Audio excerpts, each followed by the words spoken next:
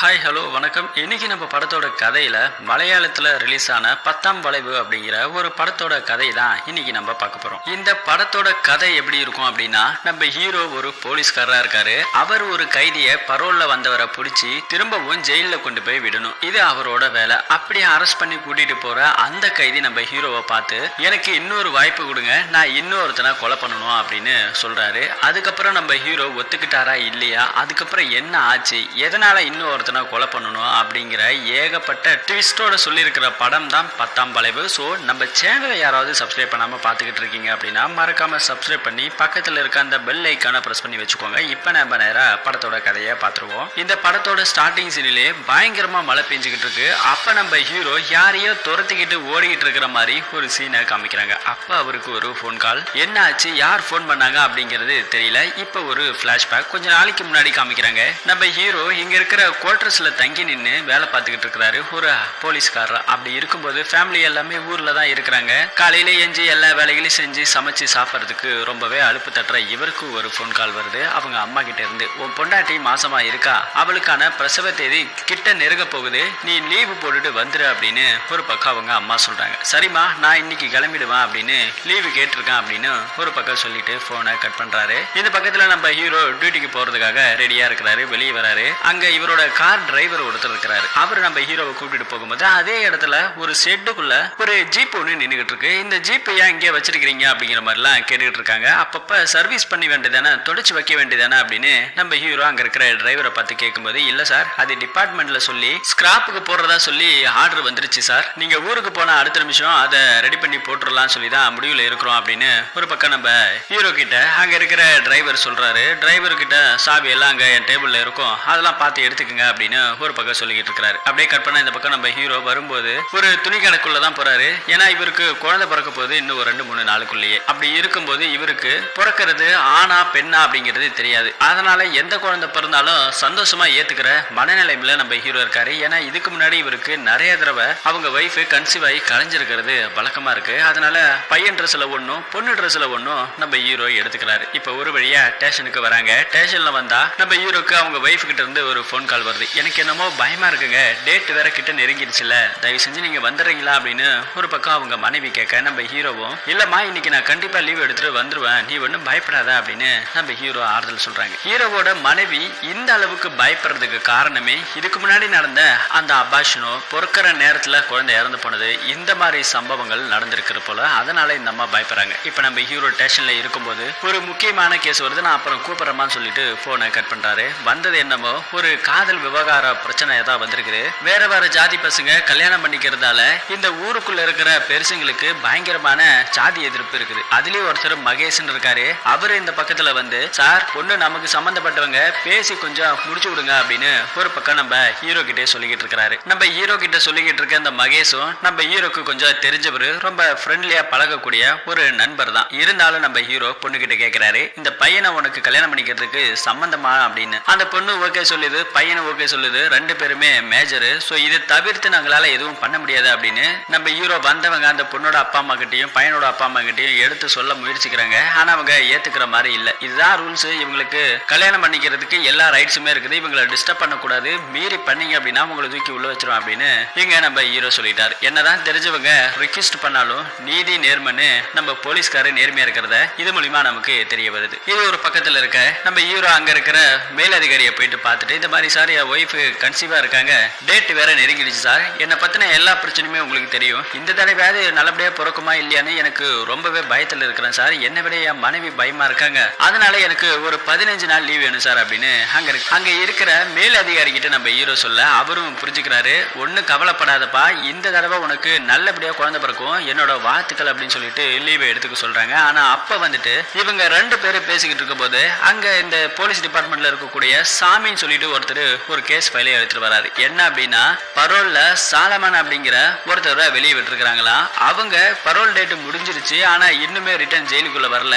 அதனால இங்க இருக்கிற டிபார்ட்மெண்ட்ல இருந்து போலீஸ்காரங்க அவனை தேடி கண்டுபிடிச்சு ஒப்படைக்கணும்னு சொல்லி கோர்ட் மூலமா ஆர்டர் வந்திருக்கு. இப்ப நம்ம உயர் அதிகாரி என்ன சொல்றாருன்னா, நம்ம ஹீரோ கிட்ட ஊருக்கு போறதுக்கு கொஞ்சம் டைம் இருக்கு இல்லையா, அந்த நேரத்துல இவனை மட்டும் பிடிச்சிட்டு வந்து விட்டுட்டு போயிடுங்களேன், இந்த கேஸை நீங்க தான் நல்லா பாப்பீங்க அப்படின்னு ஒரு பக்கம் நம்ம ஹீரோ கிட்ட சொல்றாங்க. சரின்னு நம்ம ஹீரோவை ஒத்துக்கிறாப்புல. இப்போ எல்லாரும் ஒட்டுமொத்தமா தேடி அந்த சாலமான் இருக்கக்கூடிய அந்த 10ஆம் வளைவு அப்படிங்கிற அந்த இடத்த நோக்கி போய்கிட்டு இருக்காங்க. போய்கிட்டு இருக்கும்போது காருக்குள்ள இருக்கிற ஒரு போலீஸ்காரு, சார் ஊருக்கு போறீங்களா சார், மழை வர மாதிரி இருக்குது, என்ன எப்படி ஊருக்கு போவீங்க அப்படின்னு ஒரு பக்கம் அவன் வேற வெறுப்பேத்திக்கிட்டு இருக்கான் நம்ம ஹீரோ கிட்ட. நம்ம ஹீரோவும் அவனை பார்த்து முறைக்கவும் செய்யறாங்க. அதே நேரத்துல வீட்டுல இருந்து ஒரு போன் கால் வருது. ஹீரோவோட மனைவி தான் கால் பண்ணிருப்பாங்க. என்னங்க கிளம்பிட்டீங்களா அப்படின்னு கேட்கும்போது, இல்லம்மா முக்கியமான நேரத்துல ஒரு கேஸ் வந்து தொலைச்சிருச்சு, நான் இதை முடிச்சிட்டு சீக்கிரமா கிளம்பி வரமா, ஒன்னும் பயப்படாத, தைரியமா இரு அப்படின்னு ஒரு பக்கம் நம்ம ஹீரோ ஆறுதல் சொல்றாரு. அந்த சாமி சொன்ன மாதிரியே மழை பயங்கரமா பெஞ்சுக்கிட்டு இருக்கு. அந்த 10ஆம் வளைவுங்கிற அந்த இடத்துக்கு வந்து நிக்கிறாங்க. அங்க வந்துட்டு ஒரே ஒரு டீ கடை மட்டும் தான் இருக்கு. அந்த டீ கடைக்காரங்கிட்ட போயிட்டு நம்ம போலீஸ்காரரு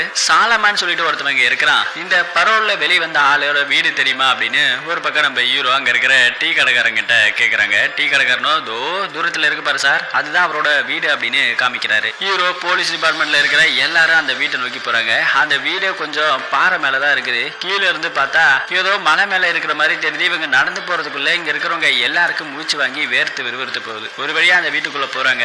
வீட்டையும் திறந்து பாக்குறாங்க. ஆனா சாலமன் இப்ப அங்க இல்ல. சாமி படம் இருக்கு. எல்லா மதத்தையும் சார்ந்த சாமியையும் கும்பிடுவான் போல. இது ஒரு பக்கத்துல இருக்க. ரூமுக்குள்ள போய் பார்த்தா ஷெல்ஃப்ல நிறைய பொம்மைகளை அடுக்கி வச்சிருக்காங்க. செவத்துல இந்த சின்ன குழந்தைங்க கிறுக்குனதுக்கான எல்லா தடையும் இருக்குது. சின்ன சின்ன குழந்தைகளோட போட்டோஸ் நிறைய ஒட்டி இருக்குது. அவரோட சாலமனோட குழந்தையோட போட்டோவும் அந்த வீட்டுல ஒட்டி இருக்குது. இதுதான் சாலமனோட குழந்தையா கூட இருக்கும் அப்படின்னு நம்ம ஹீரோ ஒரு பக்கம் கெஸ் பண்ண, உடைஞ்ச ஜன்னல் கண்ணாடி மூலமா தூரத்துல இருந்து பாக்குறாரு. சாலமன்கிறவன் இந்த வீட்டை நோக்கி வராங்க. அடுத்த நிமிஷம் போலீஸ்காரங்க எல்லாரும் அலர்ட் ஆகுறாங்க. ஒவ்வொரு இடத்துல வீட்டுக்குள்ள போயிட்டு ஒளிவ ஆரம்பிச்சிட்டாங்க. சாலமன் ஒரு வழியா இந்த வீட்டோட முத படிக்கட்டுல காலடி எடுத்து வைக்கும் போது போலீஸ்காரங்க நிறைய பேரு இந்த பக்கம் வீட்டுக்குள்ள போனதுக்கான அந்த மழையில நனைஞ்ச ஈரத்தோட தடையாங்க காலடியா பதிஞ்சிருக்கு. அதை பார்த்த உடனே நம்ம சாலமன் சுதாரிச்சுக்கிட்டான். ஒரு பக்கம் உள்ள போறாரு. நம்ம ஹீரோ தான் கதவு திறந்து அவனை ஒரே அடி அடிக்கிறாரு. அடுத்த நிமிஷம் அவன் ஓடலான்னு பாக்குறாங்க. பின்னாடி இன்னொரு போலீஸ்காரு அவரையுமே நம்ம சாலமன் அடிச்சு போட்டுட்டு அங்க இருந்து தப்பிச்சு ஓடுறாங்க. நில்லுடான்னு எவ்வளவு தூரம் கட்டி பார்த்துட்டாங்க. ஒருத்தனும் மதிக்காம அந்த சாலமன் வேகமா ஓட ஆரம்பிச்சிருக்காங்க. அதே நேரத்துல நம்ம ஹீரோக்கு வந்துட்டு ஒரு போன் கால் வருது. படத்தோட ஆரம்பத்துல காமிச்ச அந்த சீன் இங்க காமிக்கிறாங்க. ஹீரோவோட மனைவிக்கு பிரசவ வலி வந்துருச்சான். ஹாஸ்பிட்டல்ல அட்மிட் பண்ணிருக்காங்க. சீக்கிரமா வாங்க அப்படின்னு ஒரு பக்கம் வீட்டுல இருந்து போனு. அதே பதட்டத்தோட நம்ம ஹீரோவும் துரத்துறாரு. ஆனா எல்லாருக்கும் தண்ணி காமிச்சிட்டு அந்த சாலமன் இங்கே ஓடி போய் ஒளிஞ்சுக்கிட்டான். இப்ப என்ன பண்றது, இவனை பிடிக்காம நம்ம ஊருக்கும் போக முடியாது போச்சு அப்படின்னு ஒரு பக்கம் நம்ம ஹீரோ டென்ஷனா இருக்கிறாரு. சாலமன் அடிச்ச அடியில சில போலீஸ்காரங்களுக்கு காயங்கள் ஏற்பட்டிருக்கும். ஹாஸ்பிட்டல்ல ட்ரீட்மெண்ட் எடுத்துக்கிட்டு இருக்காங்க. அதே மாதிரி இப்போ இன்னொரு போலீஸ்காரரு நம்ம ஹீரோ கிட்ட வந்து, சார் சாலமன் இருக்கிற இடம் எனக்கு தெரிஞ்சு போச்சு அப்படின்னு ஒரு போலீஸ்காரு அவன் இருக்கிற இடத்தை கண்டுபிடிச்சிருக்கிறாரு. எங்க அப்படின்னா சர்ச்சில் செக்ரட்டரியா இருக்கக்கூடிய ஒரு சேவியர் அப்படிங்கிற ஒருத்தரோட கள்ளச்சாராய காய்ச்சற இடத்துல தான் அவன் இருக்கிறான் அப்படின்னு இங்க இருக்கிற போலீஸ்காரங்களுக்கு தகவல் கிடைச்சிருக்கு. நம்ம ஹீரோ டிபார்ட்மெண்ட்ல இருக்கிற எல்லாரும் அங்க கிளம்பி போய்கிட்டு இருக்காங்க. இன்னொரு பக்கத்துல பார்த்தா இங்க வந்துட்டு 2 பசங்க எல்லாரும் உட்காந்து சரக்கடிச்சிட்டு இருக்காங்க. பட்ட பகலே சாராயத்தை காய்ச்சறானுங்க. போலீஸ் டிபார்ட்மெண்ட்ல இருந்து மேல் இடத்துல இருந்து எல்லாருக்கும் இவனுக்கு செல்வாக்குகள் அதிகம். அதை பயன்படுத்தி இந்த சேவியர் இங்க வந்து இறங்குற மாதிரி காமிக்கிறாங்க. சாலமன் தப்பிச்சுட்டானமே, அவனை எங்க பார்த்தாலும் சுட்டு கொண்டுடுங்க அப்படின்னு ஒரு துப்பாக்கி அங்க இருக்கிற ஆளுகிட்ட கொடுக்குறாங்க. அதே மாதிரி இந்த பக்கம் கட் பண்ணா ஒரு பாத்ரூம்ல காமிக்கிறாங்க. சாலமன் யாரையே பிடிச்சி அடிக்கிற மாதிரி தெரிய வருது. 2 பேரும் பயங்கரமா சண்டை போட்டுக்கிறாங்க. அதே மாதிரி இந்த சேவியர் அந்த இடத்துக்கு வந்துறாரு. துப்பாக்கி கொடுத்தாரு பாருங்க. அவரு வந்து நம்ம சாலமனை பிடிச்சி செம்மையா அடிக்கிறாரு. ஒரு கட்டத்துல கொலை பண்ணி போட்டுருங்கடான்னு அவரு சொல்லியிருப்பாரு. ஆனா அதுக்குள்ள போலீஸ்காரங்க இங்க மோப்பம் முடிச்சு வந்துட்டாங்க. போலீஸ்காரங்க இன்னும் ஒரு 5 நிமிஷம் லேட்டா வந்திருந்தா சாலமனோட கதையை முடிச்சிருப்பாங்க. ஆனா அதுக்குள்ள நம்ம ஹீரோ வந்து அவனை அரெஸ்ட் பண்ணி ஜெயிலுக்குள்ள கூட்டிட்டு போறாங்க. போகும்போது சாலமனோட கண்ணுல ஒரு கொலை வெறியும் தெரியுது. அதையும் நம்ம ஹீரோ பாத்துக்கிட்டு தான் இருக்கிறாரு. இப்ப அடுத்தது ஹீரோவோட தம்பி கால் பண்றாரு. கால் பண்ணி, அண்ணன் அன்னைக்கு கொஞ்சம் சீரியஸா தான் இருக்கு, நீங்க எப்பனா வருவீங்க அப்படின்னு ஒரு பக்கம் சொல்றாங்க. அதை பார்த்துக்கிட்டு இருக்க நம்ம ஹீரோக்கு கண்ணே ஒரு நிமிஷம் கலங்கி போகுது. திரும்பவும் பயப்பட ஆரம்பிக்கிறாங்க. அதே பயத்தோட நம்ம ஹீரோ இப்ப கார்ல கூட்டிட்டு அந்த அக்கிஸ்ட கூட்டிட்டு போய்கிட்டு இருக்காங்க. அதே 10ஆம் வளைவு கிட்ட வருது. கனமான மழை பெஞ்சதால நிலச்சரிவு ஏற்பட்டிருக்குது. மண்ணரிப்பு ஏற்பட்டு இதனால போக்குவரத்து பயங்கரமா பாதிக்கப்பட்டிருக்கு. அதனால அந்த மண்ணெல்லாம் கிளியர் பண்ணி இந்த டிராபிக் கிளியர் பண்றதுக்கு கொஞ்சம் டைம் எடுக்கும் அப்படின்னு இங்க இருக்கிற நம்ம ஹீரோ போன ஜீப் பாதிரியே நிக்கிறதால அங்க இருக்கிற ஒரு ஆளு சொல்றாங்க. ஏகப்பட்ட பேர் இப்ப நின்றுட்டு இருக்காங்க. பின்னாடி ரிவர்ஸ்லயும் போய் வேற வழியிலும் போக முடியாது. அப்படி போனாலும் கிட்டத்தட்ட ஒரு 2 மணி நேரம் ஆகும். ஆனா இங்கேயே வெயிட் பண்ணி இருந்துட்டு போனா ஒரு மணி நேரத்தை இதெல்லாம் சரி பண்ணி விட்டுருவாங்க சார் அப்படின்னு கூட இருக்கிற ஆளுங்க சொல்றாங்க. சரி வெயிட் பண்ணுவோம் அப்படின்னு காருக்குள்ள அந்த கைதியுமே வச்சுக்கிட்டு வெயிட் பண்ணிக்கிட்டு இருக்காங்க. பக்கத்துல அதே டீ கடை. சரி வாங்க இங்க எல்லாரும் வெயிட் பண்றதுக்கு விட டீ கடைக்கு போவோம் அப்படின்னு எல்லாரும் டீயை சாப்பிட்டு இருக்காங்க. நம்ம ஹீரோவும் அங்க பக்கத்துல இருக்கிற சாலமனுக்கு ஒரு டீயை கொடுங்கயா அப்படின்னு ஒரு பக்கம் பேசிக்கிட்டு இருக்காங்க. அதே மாதிரி டீ கொடுக்க வர டீ கடைக்காரனே தான் எடுத்துட்டு வரான். சாலமன் இந்தப்பா டீ குடிப்பா அப்படின்னு ஒரு அக்கிஸ்டா தான் நண்பனை எப்படி ட்ரீட் பண்ணுவாங்களோ அந்த மாதிரி அவர் சொல்லி டீயை கொடுக்குறாரு. இதை பார்த்து நம்ம போலீஸ்காருக்கு ஒரு அக்கிஸ்டுக்கு இந்த மரியாதையா அப்படின்னு டீ கடைக்காரரை பார்த்து நம்ம ஹீரோ இதை பாருங்க அவனை யார் அவன் எதனால இந்த மாதிரி கொலை பண்ணிட்டு ஜெயிலுக்கு போனா அப்படிங்கிற ஒரு பிளாஷ்பேக்கை இப்ப ஓபன் பண்ண ஆரம்பிக்கிறாங்க. அதே டீ கடைக்காரர் தான் சொல்றாரு, இப்பதான் இந்த சாலமன் கொலைகாரன், அதுக்கு முன்னாடி இவனோட வாழ்க்கை எப்படி இருந்துச்சு தெரியுமா அப்படின்னு ஒரு பிளாஷ்பேக்கு போறாங்க. ஆக்சுவலி இதே 10ஆம் வளைவுல சாலமனோட அப்பா அம்மா இப்படி எல்லாருமே ஒரு பஸ்ல டிராவல் பண்ணிட்டு வரும்போது கனமழை பெஞ்சதால நிலச்சரிவு ஏற்பட்டிருக்கு. அப்படி ஏற்பட்ட விபத்துல தான் சாலமனோட அப்பாவும் அம்மாவும் இறந்து போயிட்டாங்க. அந்த விபத்துல ஒரே ஒருத்தர் மட்டும் தான் உயிர் பொழைச்சாரு, அது நம்ம சாலமன். அதுக்கப்புறம் ஊர்ல இருக்கவங்க எல்லாரும் அங்க இருக்கிற ஒரு சர்ச்சில் தான் போயிட்டு வளர்ந்தாரு சாலமன். வளர்ந்தவருக்கு ஒரு பொண்ணு மேல ஆசை அப்படின்னு திரும்ப ஒரு பிளாஷ்பேக்கு போறாங்க. அந்த பொண்ணு நம்ம சாலமனை ரொம்ப விரும்பி இருக்கும். வீட்டை எதிர்த்து தான் இங்க வந்து நம்ம ஹீரோவை கரம் பிடிச்சிருப்பாங்க. போலீஸ் டிபார்ட்மெண்ட்லயும் போயிட்டு கம்ப்ளைண்ட் எல்லாம் கொடுத்துருப்பாங்க. ஆனா இவங்க 2 பேருமே மேஜர் அப்படிங்கறதால யாராலையும் எதுவும் தடுக்க முடியல. நம்ம சாலமனுக்கு இருக்கிற ஒரே ஆறுதல் அங்க இருக்கிற சர்ச்சி ஃபாதர் தான். அவர் வந்து அங்க இருக்கிற போலீஸ்காரர்கிட்ட எல்லாத்துக்கும் எடுத்து சொல்லி ஒரு வழியா கல்யாணத்தை முடிச்சலாம் பேசிக்கிட்டு இருக்கும்போது தான் இன்னொரு விஷயம் தெரியுது. ஓடி வந்த பொண்ணோட பேரு சீதா. ஸோ சீதாக்கு வேற இடத்துல மாப்பிள்ளை பார்த்துருக்கிறதாவும் அந்த மாப்பிள்ளை ஒரு போலீஸ்காரர் அப்படிங்கிறதுக்காகவும் இங்க இருக்கிற போலீஸ்காரங்க ஓடி வந்த பொண்ணு சீதா கிட்ட எவ்வளவு எடுத்து சொல்றாங்க, இந்த வாழ்க்கைலாம் நல்லா இருக்காதுமா, காதல் வாழ்க்கையை நாங்க ஏகப்பட்டதை பார்த்துருக்குறோம், இப்ப நல்லா இருக்கும், வாழும்போது ரொம்ப கஷ்டமா இருக்கும், நீ வந்துட்டு கல்யாணம் பண்ணிக்க போற ஒரு போலீஸ்காரு நல்ல வேலையில இருக்கிறாரமா, அவரை கல்யாணம் பண்ணிக்க அப்படின்னு எவ்வளவு எடுத்து சொல்லியிருப்பாங்க. ஆனாலும் நம்ம சீதா நான் கட்டணா இவரை தான் கட்டுவேன் அப்படின்னு நம்ம சாலமனை கல்யாணம் பண்ணிக்கலாம் முடிவு பண்ணியிருக்கிறாங்க. ஒரு வழியா போலீஸ்காரங்க அனுப்பிச்சு விட்றாங்க. வெளியே ஸ்டேஷன்ல இருந்து வர நம்ம சீதாவும் சாலமனையும் சீதாவை கல்யாணம் பண்ணிக்க கூட இருந்த அந்த போலீஸ்காரு வராரு, பேரு வரதன். அவர் வந்து நம்ம நேரா நம்ம சாலமன் கிட்ட பரவாயில்ல நான் கல்யாணம் பண்ணிக்க கூடிய பொண்ணை நீங்க கல்யாணம் பண்ண உங்களுக்கு கொடுத்து வச்சிருக்கு வாழ்த்துக்கள் அப்படின்னு சொல்லிட்டு ஒரு பக்கம் சந்தோஷமா அவர் போறாரு. இதை பார்த்து நம்ம சாலமனுக்கு பரவாயில்ல இவர் நம்ம காதல புரிஞ்சுக்கிட்டாரு அப்படின்னு ஒரு பக்கம் நினைச்சுக்கிட்டு இருக்கும் போது இந்த பக்கத்துல நம்ம சீதா கிட்ட போயிட்டு என்கிட்ட இல்லாத அவங்கிட்ட அப்படி என்னடி இருக்குது என்னத்தை நீ பார்த்து அவனை நீ கல்யாணம் பண்ணிக்க போறா அப்படின்னு ஒரு பக்கம் சொல்றாங்க. இதை கேட்ட உடனே நம்ம சீதாக்கு ஒண்ணுமே பிடிக்கல. அங்கிருந்து வேகமா வர்றாங்க. அடுத்தது நம்ம சாலமனுக்கும் சீதாக்கும் சர்ச்சில் கல்யாணம் நடக்கலாம்னு முடிவு பண்றாங்க. ஆனா அப்பவும் இந்த சர்ச்சில் இருக்கிறது செக்ரட்டரி சேவியர். அவர் என்ன பண்றாருன்னா இந்த கல்யாணத்துக்கு ஒத்துக்க மாட்டேங்கிறாரு. ஏன்னா பொண்ணு வேற இடம், பையன் வந்துட்டு என்ன ஜாதினே தெரியாது, அனாத பையன், அவனுக்கெல்லாம் இங்க வந்துட்டு கல்யாணம் பண்ணி வைக்க முடியாது அப்படின்னு ஏகப்பட்ட வாக்குவாதங்கள் நடக்குது. நம்ம ஹீரோ அதையும் மீறி சர்ச்சில் தானே கல்யாணம் பண்ணக்கூடாது, வெளியே வந்து கல்யாணம் பண்ணிக்கலாம் இல்ல அப்படின்னு வெளியே கூட்டிட்டு வந்து தாலியும் கட்டுறாரு நம்ம சாலமன். கல்யாணங்கள் முடியுது, வருஷங்கள் ஓடுது. சாலமன் அவரோட வைஃப் சீதா கூட சந்தோஷமா அவரோட வாழ்க்கைய வாழ ஆரம்பிக்கிறாரு. அதுக்கப்புறம் சீதாவும் கன்சீவ் ஆகுறாங்க, குழந்தையும் பெண் குழந்தை பிறகுது. அந்த குழந்தை ஒரு 6 வயசு ஆகுது. இப்படியே இவங்களோட லைஃப் ரொம்பவே சந்தோஷமா நம்ம சாலமனோட வாழ்க்கை போய்கிட்டு இருந்தது. அப்பதான் திடீர்னு ஒரு திருப்பம் என்ன அப்படின்னா நம்ம சீதாவை இதுக்கு முன்னாடி வீட்டுல அலைன்ஸ் பார்த்திருப்பாங்க இல்லையா, அந்த போலீஸ் மாப்பிள்ள வரதன் அவர் வந்துட்டு வெளியூர்ல இருந்து திரும்ப இதே ஊருக்கு நம்ம சாலமன் இருக்கக்கூடிய ஊருக்கு டிரான்ஸ்பர் ஆகி வந்திருக்கிறார். வந்த அன்னைக்கு முதல் நாளே நம்ம ஹீரோவை வரதன் பார்த்திருப்பாரு. அவர் வரக்கூடிய ஆட்டோவை வேகமா கொண்டு போய் இடிக்கிற மாதிரி முட்டிட்டு போற மாதிரி பயம் பிடிச்சிட்டு போறாரு. இதையே நம்ம சாலமன் திரும்பி பாக்குறாரு. பார்த்த உடனே தான் தெரியுது நம்ம சாலமனுக்கு வரதன் தான் இது மாதிரி பண்ணிருக்கிறாரு அப்படிங்கறத மனசுல நினைச்சுக்கிறாரு. தான் ஆசைப்பட்ட பொண்ணை கல்யாணம் பண்ண முடியாம இருக்கிறதுக்காக இப்படி பண்றானோ அப்படின்னு நம்ம சாலமன் ஒரு பக்கம் சிந்திக்க ஆரம்பிச்சிடும். அப்படியே கட் பண்ணா இப்ப பிளாஷ்பேக் எல்லாம் முடிஞ்சு போச்சு. நம்ம சாலமன் இப்ப ஜீப்ல தான் உட்காந்துருக்காரு. உட்காந்து நம்ம சாலமன் நம்ம ஹீரோவை பார்த்து சார் கொஞ்சம் வெளியே போகணும் சார், அர்ஜென்ட்டா கொஞ்சம் பாத்ரூம் போகணும் அப்படின்னு ஒரு பக்கம் சொல்ல ஆரம்பிக்கிறாங்க. ஹீரோக்கு இந்த கதையெல்லாம் கேட்டோன்னே ஏதோ ஒரு மாதிரி ஆயிடுச்சு, நம்பிக்கை இல்லை போல. நம்ம சாலமனை சேஃப்டியா கூட்டு போகணுங்கிறத மட்டும் நம்ம ஹீரோக்கு புரிஞ்சு போச்சு. அவரோட கையில ஹேண்ட் கப் எல்லாம் போட்டு நேரா ஒரு பாத்ரூம் போறதுக்காக ஒரு மலைப்பகுதி கீழே போடுறாரு. அப்ப வந்துட்டு நம்ம ஹீரோக்கு ஒரு போன் கால் வருது. அந்த போன் கால் பேசிட்டு இந்த பக்கம் திரும்புறாரு. நம்ம சாலமனை காணா. அங்க சுத்தி முத்தியும் பாக்குறாரு, பதறாரு. அச்சோ இன்னைக்கு நம்ம தலை உருள போகுது அப்படின்னு ஒரு பக்கம் நினைச்சுக்கிட்டு இருக்கும் போது நம்ம சாலமனும் வந்துடுறாரு. என்ன சார் நான் ஓடி போயிட்டு நினைச்சுக்கிட்டீங்களா, அப்படி எல்லாம் பண்ண மாட்டேன் சார் அப்படின்னு ஒரு பக்கம் சொல்றாரு. நம்ம ஹீரோக்கு கொஞ்சம் நிம்மதியே வருது. திரும்பவும் வராரு, காருக்குள்ளே உட்கார வைக்கிறாரு. இப்ப நம்ம ஹீரோ சாலமன் கிட்ட உன் வாழ்க்கையில அதுக்கப்புறம் என்ன நடந்துச்சு அப்படிங்கிற திரும்ப ஒரு பிளாஷ்பேக்கா கேட்கறாங்க. இப்ப இந்த கதையை நம்ம சாலமனை சொல்ல ஆரம்பிக்கிறாங்க.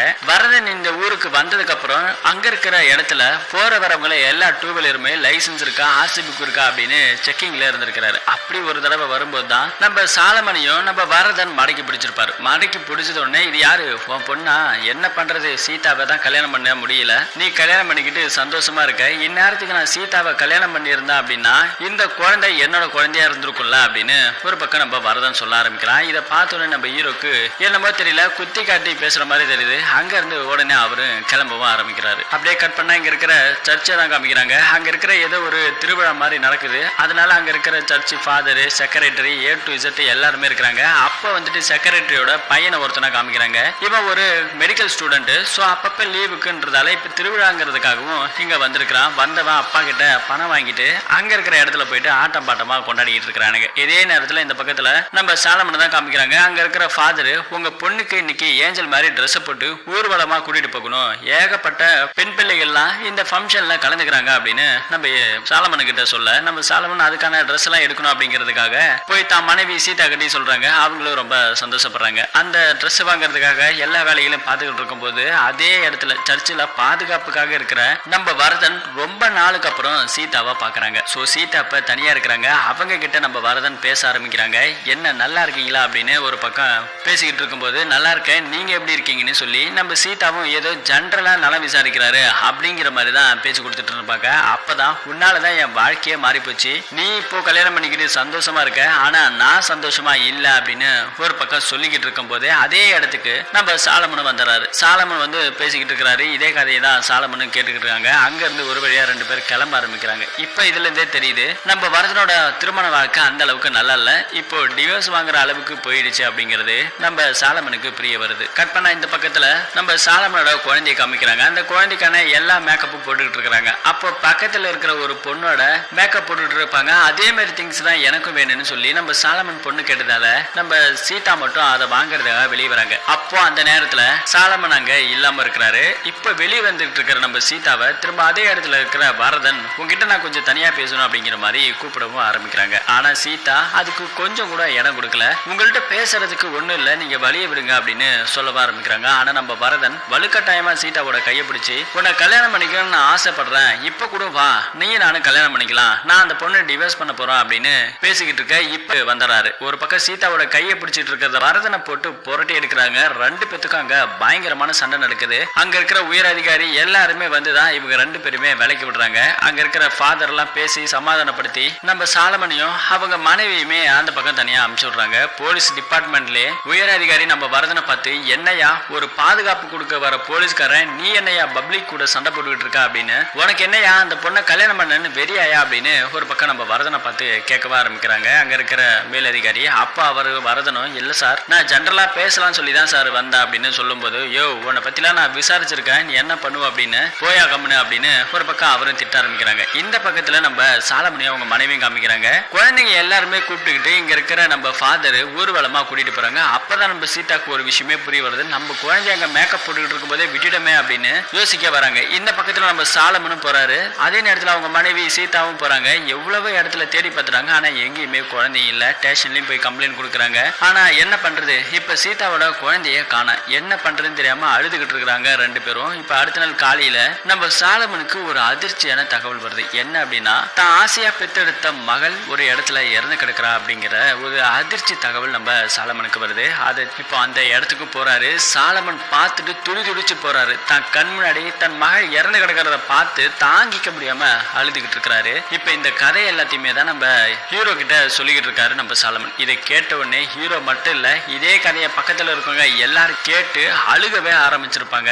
அடுத்த நிமிஷம் நம்ம ஹீரோக்கு ஒரு போன் கால் வருது. அவங்களோட மனைவிக்கு நல்லபடியா குழந்தை பிறந்துருச்சான், பெண் குழந்தை பிறந்திருக்கு, போட்டோ எடுத்து அனுப்பியிருக்கான் அப்படின்னு ஒரு பக்கம் சொல்ல ஆரம்பிக்கிறாங்க. நம்ம ஹீரோவுக்கு அவ்வளவு சந்தோஷம். இத்தனை வருஷத்துக்கு அப்புறம் கிட்டத்தட்ட நம்ம ஹீரோக்கு இப்ப 40 வயசு ஆயிடுச்சு. இப்பதான் அவங்களுக்கு குழந்தைய பிறக்குது. இவ்வளவு நாளா காத்திருந்த ஒரு தேவதையை இப்ப முதல்ல போட்டோல பாக்குறாங்க. அவ்வளவு சந்தோஷம். பக்கத்துல இருக்கிற போலீஸ்காரங்க எல்லாரும் பாக்குறாங்க.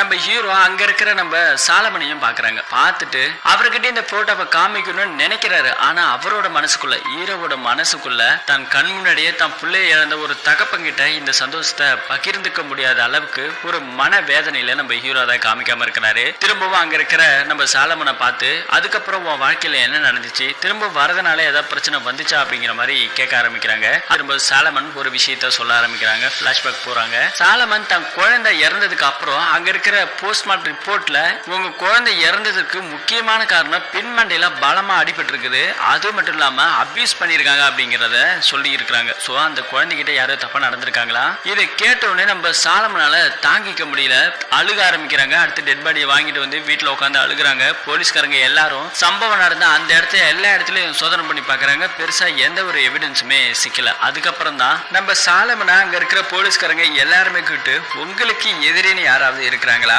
உங்களுக்கு யார் மேலேயாவது சந்தேகம் இருக்கா அப்படின்னு விசாரிக்க ஆரம்பிக்கிறாங்க. விசாரணையில நம்ம சாலமன் நம்ம வரதனை சொல்லுவாரோ அப்படிங்கிற ஒரு பயத்தோடையும் பதட்டத்தோடையும் அங்க நின்றுகிட்டு இருக்கிறாரு. ஆனா நம்ம சாலமன் அதை சொல்லல. சார், எனக்கு யார் மேலேயும் சந்தேகம் இல்லை, யார் எனக்கு எதிரியும் கிடையாது அப்படின்னு சொல்ல ஆரம்பிக்கிறாங்க. ஏன்னா நம்ம சாலமன் ஊருக்குள்ள யாருக்கிட்டையுமே வம்பு தும்பு வச்சுக்கல. ஆனா ஒரே ஒருத்தர் கூட தான் சண்டை நடந்திருப்பாரு, சண்டை போட்டிருப்பாரு, அது நம்ம வரதன். ஆனா அவரோட வாயில வரும்னு எதிர்பார்த்திருப்பாங்க, ஆனா வரவே இல்லை. அதுக்கப்புறம் நம்ம வரதனும் அங்க இருக்கிற மேல் அதிகாரி ஒரு கார்ல போய்கிட்டு இருப்பாங்க. அப்ப அங்க இருக்கிற உயர் அதிகாரி என்ன சொல்லியிருப்பாங்கன்னா வரதன் கிட்ட, நேற்று நைட்டு நீ எங்க இருந்த அப்படின்னு கேட்டிருப்பாரு. இல்ல சார், நான் வீட்டுல தானே இருந்தேன் அப்படின்னு இவரும் போய் சொல்றாரு. ஆனா உயர் அதிகாரியோ இல்ல நேற்று நைட்டு நீ வீட்டுல இல்ல, விசாரிச்சதுல நீ இங்க இல்லவே இல்ல அப்படின்னு ஒரு பக்கம் சொல்ல ஆரம்பிக்கிறாங்க. நேற்று நடந்த அந்த குழந்தை காணாம போன அதே நேரத்துல தான் நீ இங்க இல்ல. சோ அந்த சண்டை நடந்து முடிஞ்சதுக்கு அப்புறம் தான் அந்த குழந்தை காணாம போயிருக்கு, உனக்கு இதுக்கு ஏதோ தொடர்பு இருக்கு அப்படிங்கிற மாதிரி சொல்றாரு. அது மட்டும் இல்லாம சாலமன் கேட்கும் போது உன் பேரை அவரு சொல்லிடுவாரோன்ற பயம் உனக்குள்ள இருந்துச்சு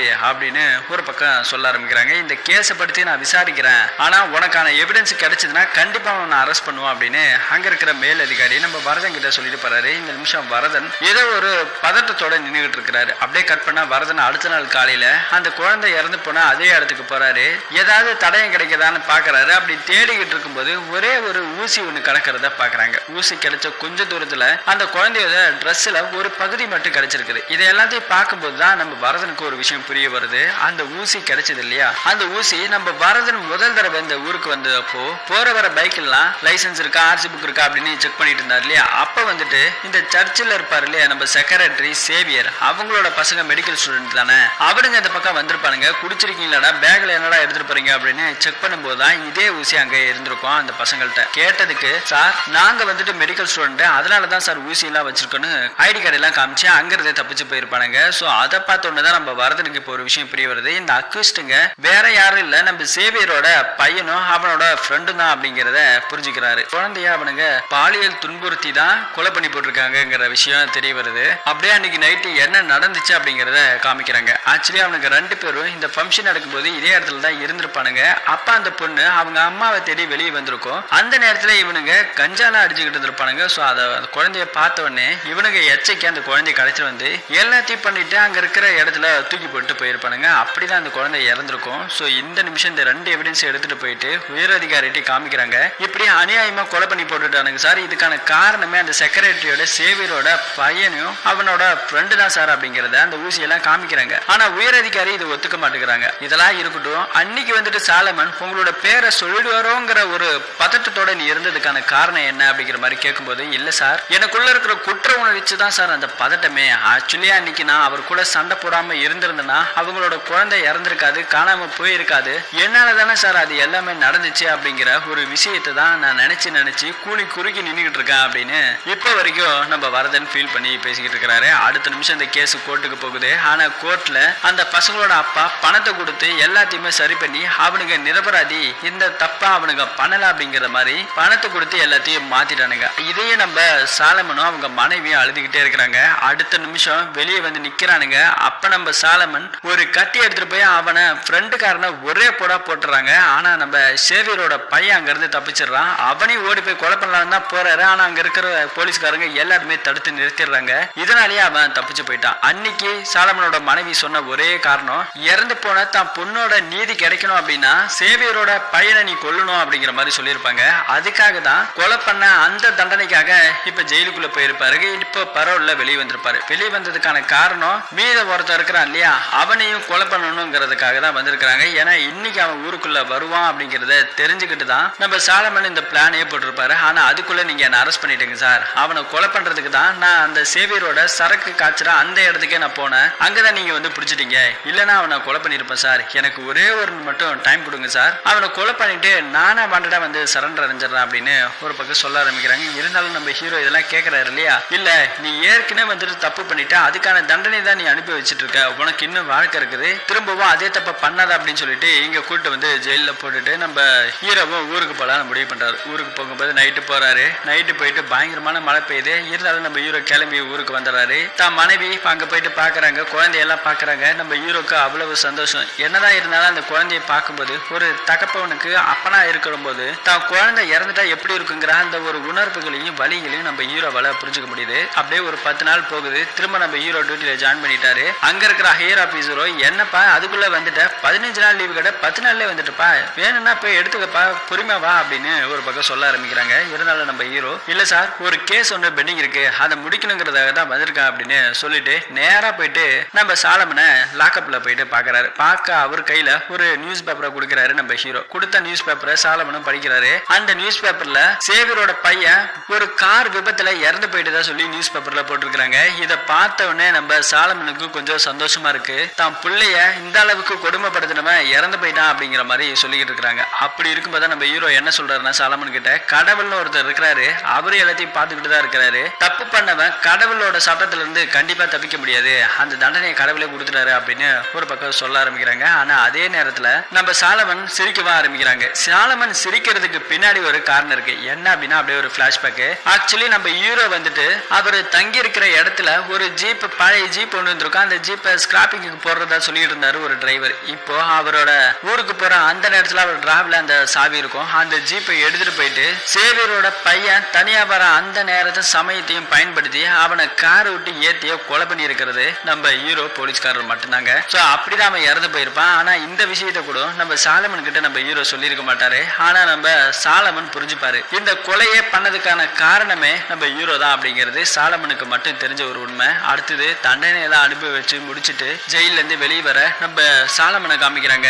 அவங்க மனைவி ஒரு சர்ச்சில் தங்கி நின்றுதான் எல்லா வேலைகளையும் சேவை செஞ்சுக்கிட்டு இருக்கிறாங்க. அப்படியே இவங்க 2 பேரும் ஒன்று சேர்றாங்க. அப்படியே இந்த படத்தோட கதையை முடிக்கிறாங்க. ஒரு பெண் குழந்தை இறந்து போறது ஒரு தகப்பனால மட்டும்தான் அந்த வலியை உணர முடியும் அப்படிங்கிறத தெரிஞ்சுக்கிட்டு இந்த மாதிரி நாய்களெல்லாம் விட்டு வைக்க கூடாது அப்படிங்கிறத நம்ம ஹீரோ உணர்ந்து சட்டத்துக்கு முன்னாடி நிறுத்தக்கூடாது, அவனுக்கான சரியான தண்டனை மரணம், அது மட்டுமே சாத்தியம் அப்படிங்கிற மாதிரி நம்ம ஹீரோ கெஸ் பண்ணி தான் அவனை கதையை முடிச்சிருப்பாங்க. பாலியல் குற்றங்களுக்கான ஒரே தீர்வு மரணம், அது மட்டும் நிகழ்ந்தால் மட்டும்தான் இந்த மாதிரியான தப்புகளை குறைக்க முடியும் அப்படின்னு சொல்லி இந்த படத்தோட கதையை முடிப்போம். இது மாதிரியான கதைகளை தெரிஞ்சுக்கணும் அப்படின்னா மறக்காம நம்ம சேனலை சப்ஸ்கிரைப் பண்ணி சப்போர்ட் பண்ணுங்க. மீண்டும் ஒரு நல்ல படத்தோட கதையில திரும்பவும் சந்திப்போம். தேங்க்யூ.